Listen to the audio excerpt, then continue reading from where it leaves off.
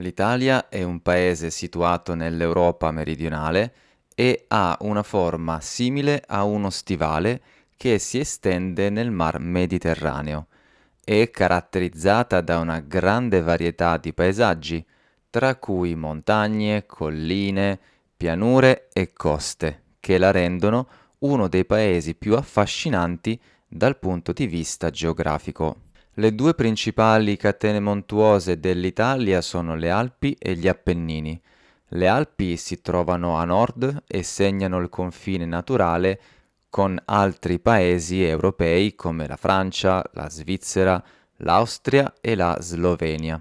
Questa catena montuosa è famosa per le sue vette molto alte, come il Monte Bianco, che è la montagna più alta d'Europa con i suoi 4.810 metri. Le Alpi sono anche una destinazione popolare per gli amanti degli sport invernali e delle escursioni estive. Gli Appennini, invece, attraversano tutto il centro-sud del paese, da nord a sud, formando la spina dorsale della penisola italiana.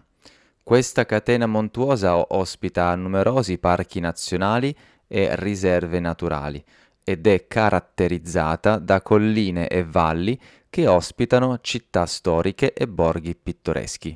L'Italia è anche famosa per i suoi numerosi vulcani, molti dei quali ancora attivi.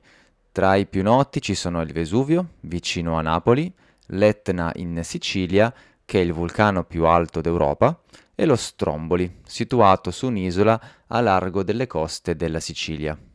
Dal punto di vista idrografico, l'Italia è attraversata da diversi fiumi, il più lungo dei quali è il Po.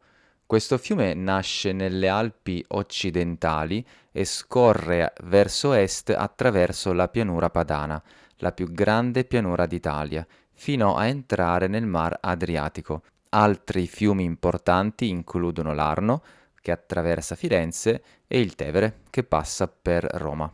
L'Italia è bagnata dal mare su tre lati: a ovest dal Mar Tirreno, a sud dal Mar Ionio e a est dal Mar Adriatico. Le coste italiane sono molto diverse tra loro e hanno favorito lo sviluppo di porti e città marittime fin dall'antichità, rendendo l'Italia una potenza marittima storica. Infine, l'Italia comprende anche numerose isole, tra cui le due maggiori, la Sicilia e la Sardegna.